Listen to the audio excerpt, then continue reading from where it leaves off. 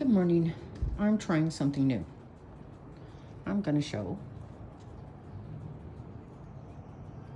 kind of what I do.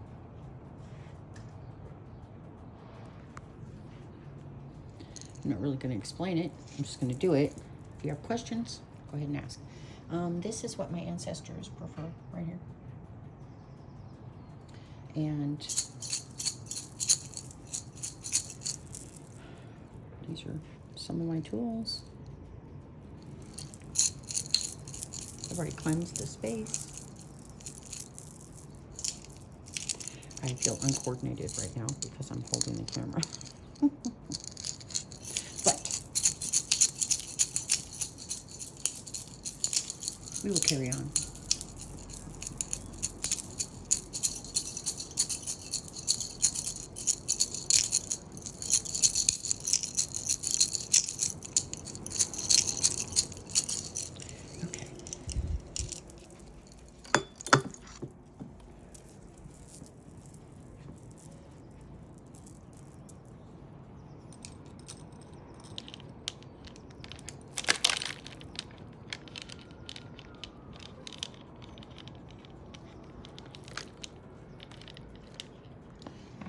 Hold on.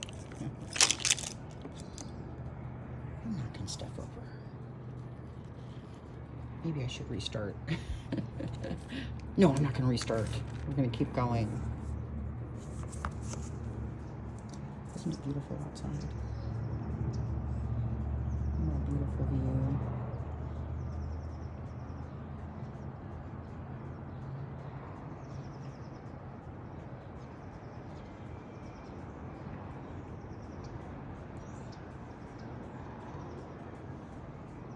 I'm so grateful for this day.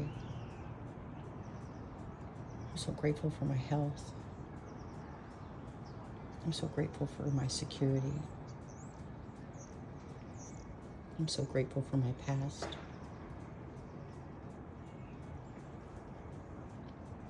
For my present. For my future.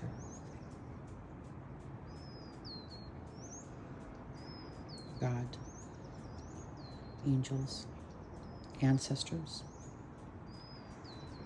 spirit guides, totem and power animals,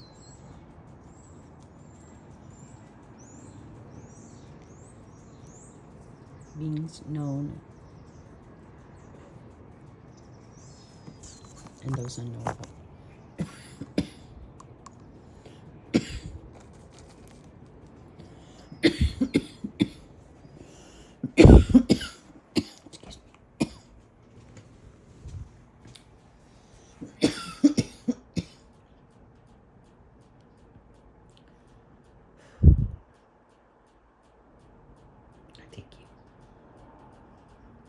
Thank you for your love and your protection. I only want what is for me and nothing that's not. I only want to know what is good and right for me to know. Whew.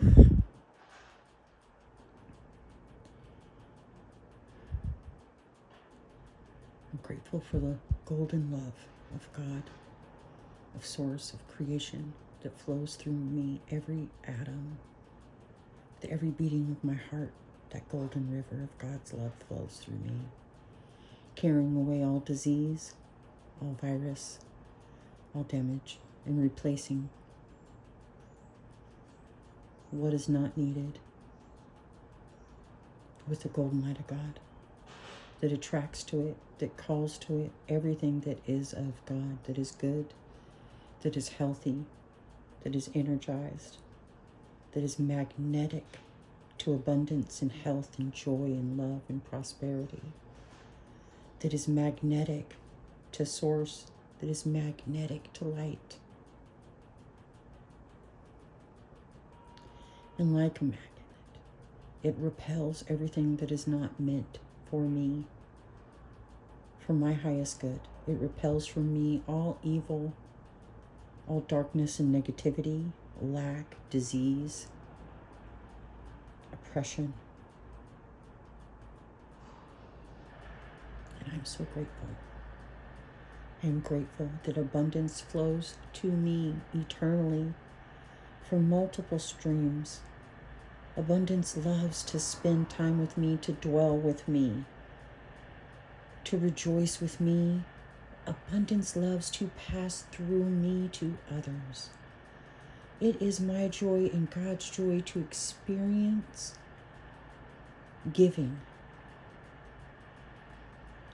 Giving of love, giving creation, creativity, art, music, laughter, giving truth. God delights that I am delighted. God delights in my generosity. God delights in my being able to receive, which for me personally is harder than giving. I'm a natural giver. I love to give. I selfishly give. I'm a narcissistic philanthropist. I love to give because it feels good. Some people like porn, some people like drugs. My drug is generosity. It makes me feel so good to share. So for me, I've had to learn the lesson of receiving. It's hard. Because to learn that lesson, you have to be in want. In order for somebody to give you something that you truly appreciate receiving, you have to be in want of it. You have to be in need of it. And being in need can take you out. Being in need can take you out, especially if you've always been in need. If you have always been in need of love or nurturing, of being believed, of being trusted, of being wanted. If you've always needed that and never received it, and then you lose everything else that you've probably had, it just feels like you have nothing. I don't know. This is all about faith, I think is what I'm trying to say. And actually, I'm not trying to say anything. I'm praying. I'm sorry, God. Look at me. I always do this.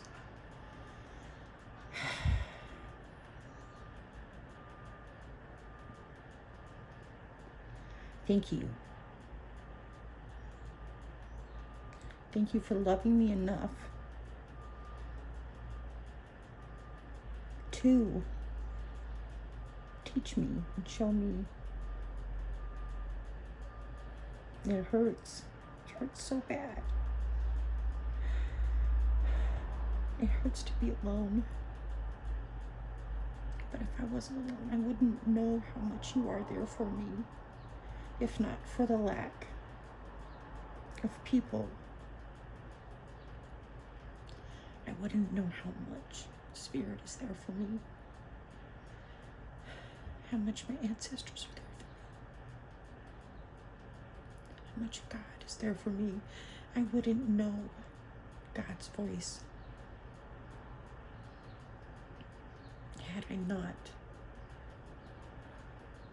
been so in need,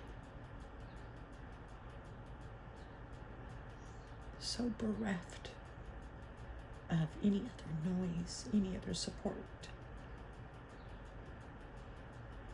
I would not have discerned the voice of God. And I'm grateful. I'm so grateful.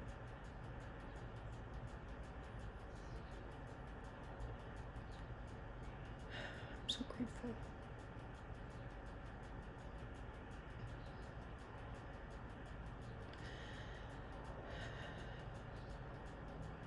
I want to win the lottery because it's easy, because it's quick, it's instantaneous. But I've had, and I don't really want the money. It's just the money is the energy that I need to do what I want to do. And I used to think that was provide for my whole family and my husband's whole family and everybody. And now it's just me.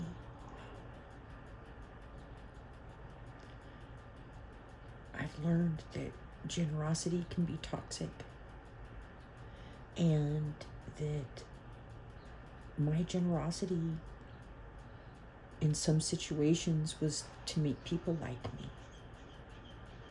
And it was like paying people to be my family or friends.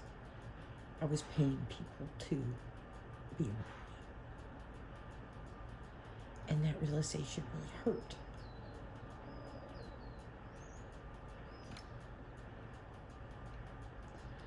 It really hurt.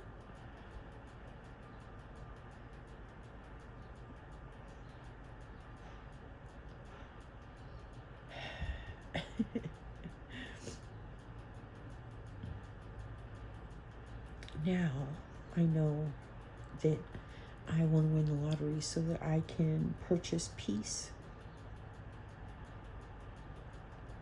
so that I can spend more time creating, so that I can spend more time with God.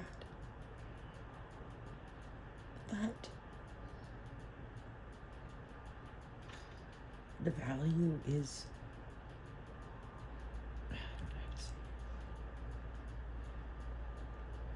that costs a lot of money. It costs a lot of money. And I also I have so many creative things, ideas that God has given me, crazy inventions and whole companies. I have movies and books. I have all these stories and weird, crazy psychic things. And it's like I'm crazy.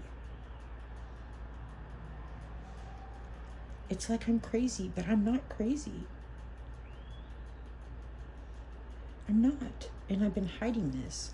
And my family has been making me feel really bad for my new views on God and the changes that I've made in my life.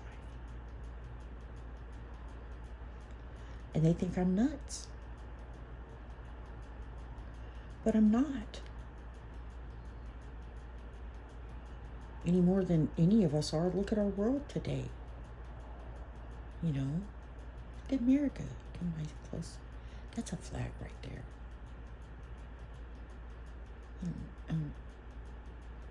If this was a Samsung, I would have been able to zoom in on it. This isn't a Samsung. This is a dang Apple. So, there's that. Apple was slacking. But everything else about Apple is good. I'm not trying to alienate the Apple people. I'm just stating a fact. I'm trying to show you America. I'm trying to be cinematic. I'm sitting up here gardening with my ancestors. I'm trying to show you the what's that thing, that cherry picker thing? That's Ace Hardware out there, and I love them. They're great neighbors. They're wonderful neighbors. And I get sad when they don't put up the cherry picker with the American flag on it. I love our country. I'm old. I grew up. How did this turn into that? Nobody wants to hear about all that. But when I was a kid in the 70s, we loved America. We were so patriotic. It was probably because of marketing. We had the Olympics and we had the bicentennial. But we also had all the boomer TV. And everything that went before them. We had the best movies. We had the best music.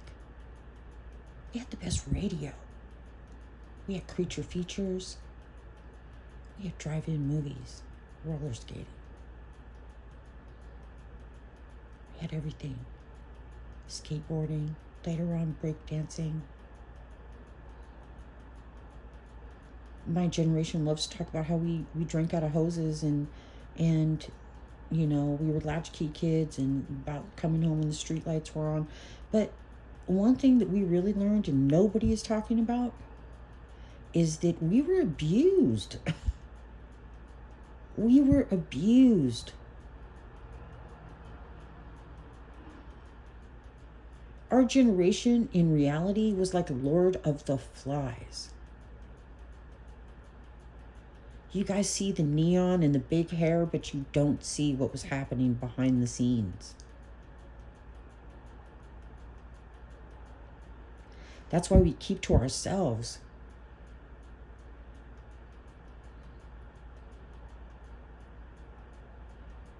That's why.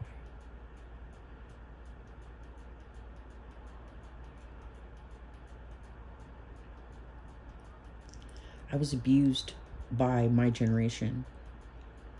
I was victimized and preyed upon by my parents' generation. And I was disapproved of and not supported and abandoned by the what are they called? The silent, what's the generation above the boomers?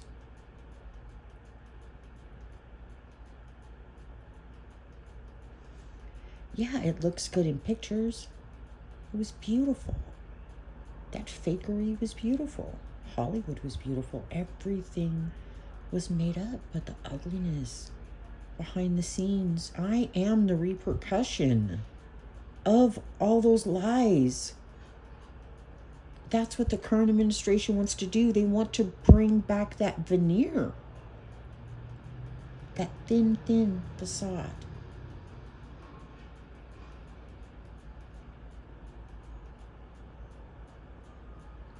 Because most of us don't look past a pretty face, you know? I don't know. How did this turn into this? Oh, I'm going where God is leading me. I want to win the lottery. I'm going to win the lottery. I started this in 2020.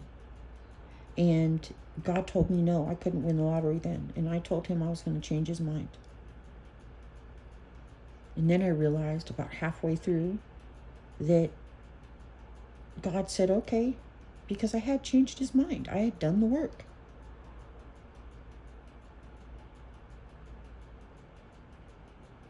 I had done the work. And doing the work doesn't mean you're done. It just keeps going and going and going. And there's so much testing.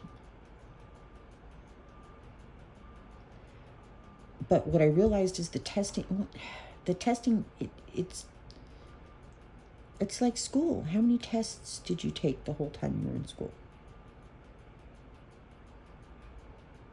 And there's been like commencements, you know, different levels. There's different levels to this shit. And if you know, you know.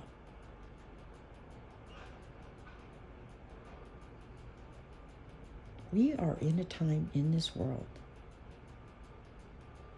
where people need to just sit the fuck down for a minute. Everybody just needs to sit the fuck down. Take a seat. And shut the fuck up. Everybody. Just be silent.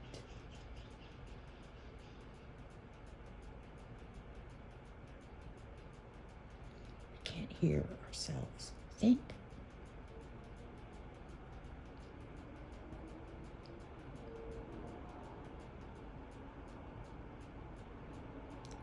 The stress in this world is so high, and for good reason, for righteous reason. I'm not saying to not feel how you feel. I'm saying to just sit down for a minute. Take a break. You know when you're having a really big cry fest, like you're just snot bubbling, ugly crying. You're purging. And if you sneeze or somebody makes you laugh, it just totally stops that river of sorrow. That's what we need. We need somebody to make us laugh or sneeze. We need a distraction. I'm your distraction. Shut the fuck up and sit down. I'm calling for the whole world to take a seat and listen the fuck up. Listen up. Listen to me. Listen to me right now. I am a granny. I'm a granny who needs to figure out. Look at all this. See this? This is where we're at. This is how I'm living. Listen to me. I'm on here begging one day for a shark to send me a free vacuum. And I'm prophesizing to the world the next day. And that's okay. I'm just going to be delusional. It's keeping me alive. It's keeping me alive. The delusion that this is all for something, that there's a reason to go on.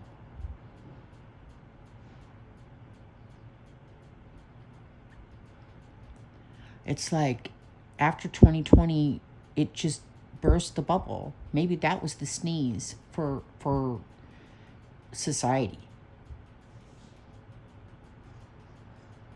Nothing's been the same since. My life has totally changed, but it was purposeful. How about you? You know? Look. Look at the world. It's a bad movie. This is like the movies I grew up on. Double features on Saturdays. This is like a bad kung fu movie. Somebody's going to come in and kick Donald Trump's ass. He's going to kung fu him. Oh, man. Look at this. Look how far away from love we have gotten.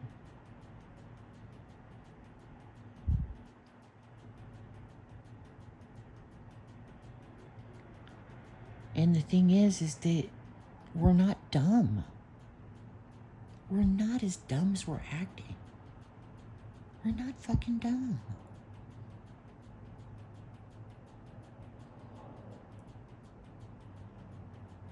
We're tired. We're exhausted. Then there's that underlying thing. What is it all for?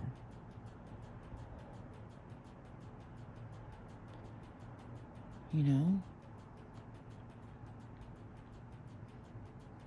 They're picking up Americans. They're people in not that American should mean anything, but it does mean something because this is our country.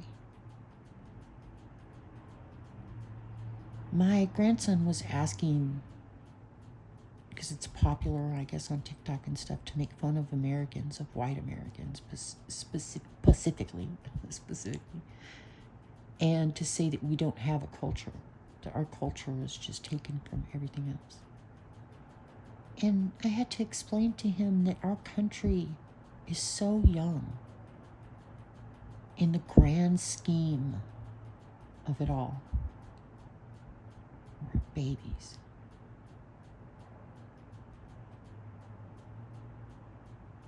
And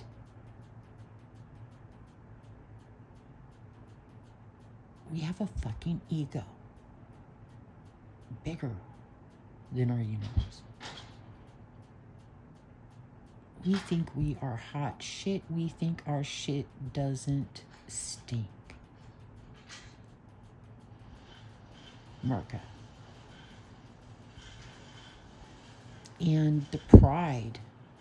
And I understand that we have created enemies. There is a real clear and present danger.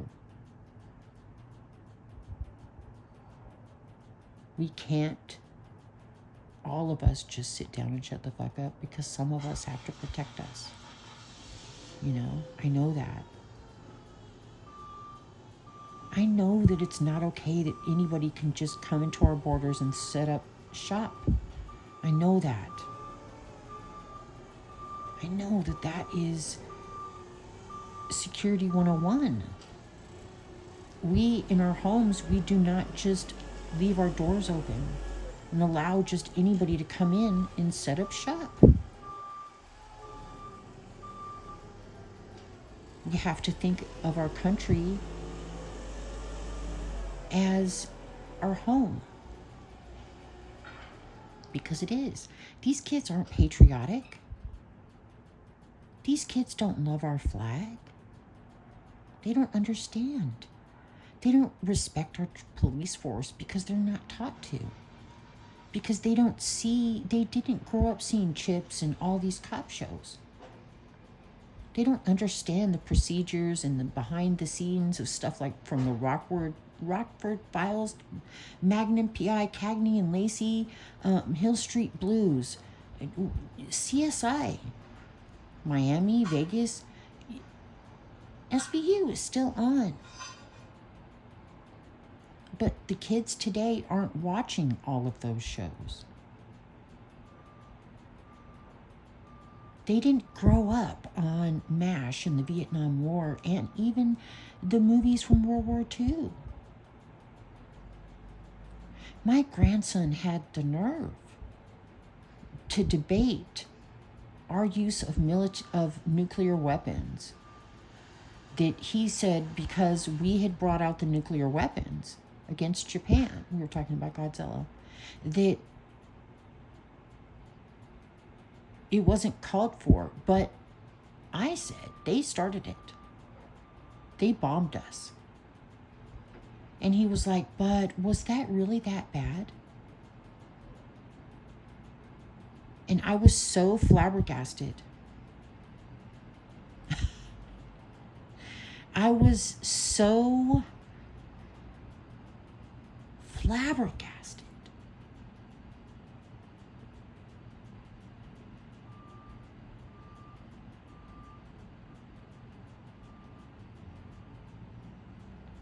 This is the grandson of a Navy vet who served. Our daughter was born in a time of war on Billi Island, Desert Storm. And her son said that. But he's a baby, and he doesn't understand what he said.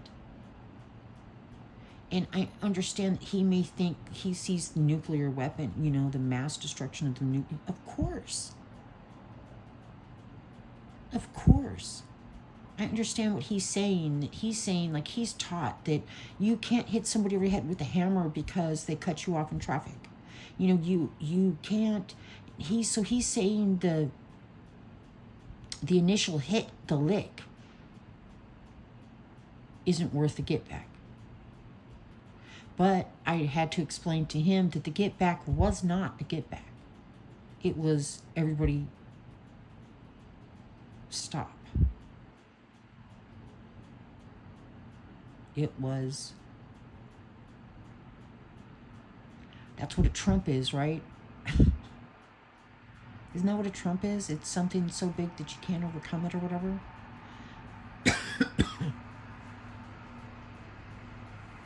I don't know. I could be wrong.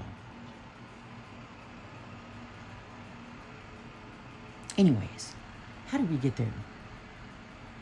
My gardening is in full effect. How did we get here?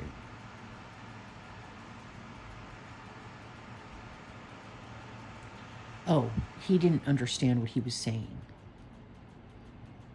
That act brought us into a war. And those are our heroes and defenders that died. And even if it was just one of them,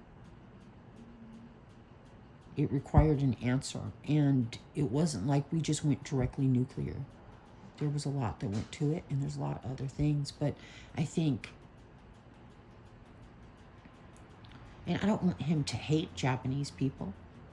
We have fought that fight, and it's over. Everybody's allowed to feel how they feel. And talking about the truth doesn't make it a bad thing. I'm not saying anything bad about Japanese people. Love you. And none of us, we didn't do that. We're not responsible for that. We're not responsible for what our nations have done in the past. It's the whole thing with racism too.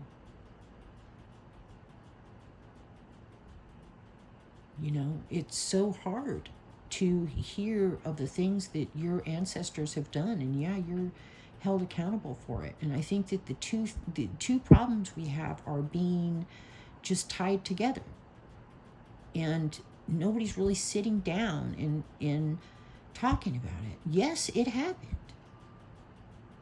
That happened. That shit happened, and it was horrible.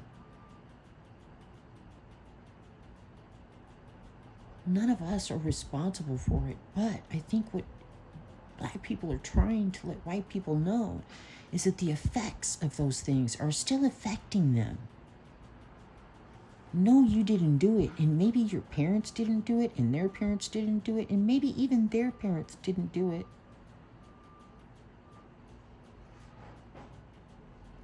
But the effects are still felt by their children, and their children, and their children, and their children, and their children.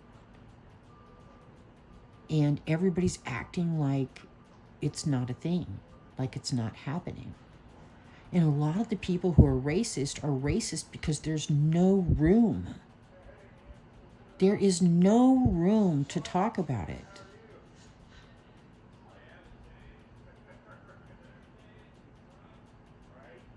Everybody's so fucking butthurt. And I'm not saying that either side doesn't have to be butthurt, but as a person who has lived on the front lines of that shit,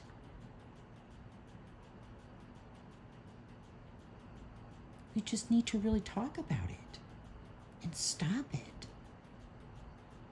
Stop it. Just knock it the fuck off.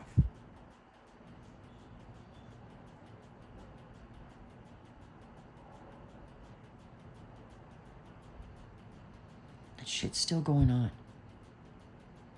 Most of it is going on because people don't know any other way, because nobody will talk about it.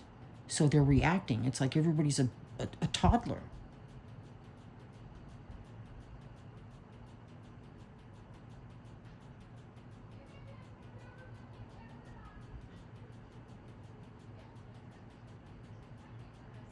Let's just talk about it.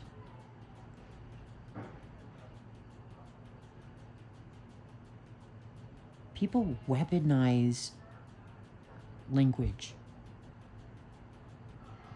My husband used to accuse me of doing that, of weaponizing language. There's talking points and words you can't say, and, not everybody can talk really well. Not everybody can poetically just express how they feel. That's why people who can, that have that charisma, that's why they take over the fucking world.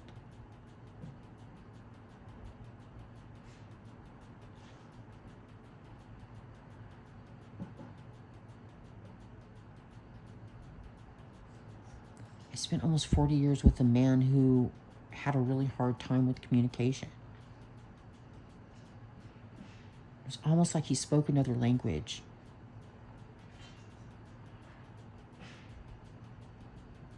But I understood him.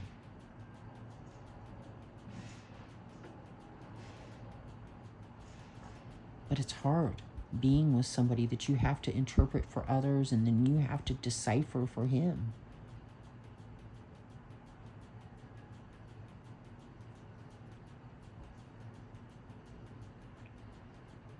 Constantly.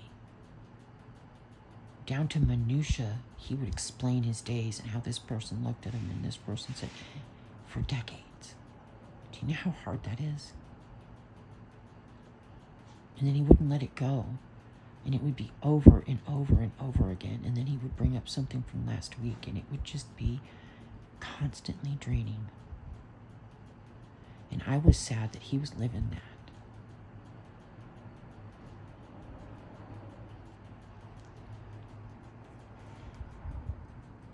I thought that was my job, to help him see the world, to explain white people to him, to explain the corporate culture to him. Not that I had ever held a corporate job through most of it.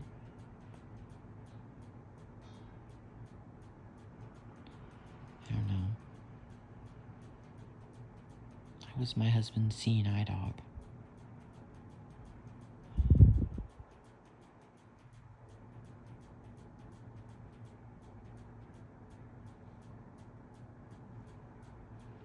But I think he's mentally ill. And I think there's a lot of women, a lot of wives who get a lot of shit for being married to somebody who's mentally ill and trying to do the same thing and decipher the world for them and try to protect him. But also protect the world from them, or your kids from them.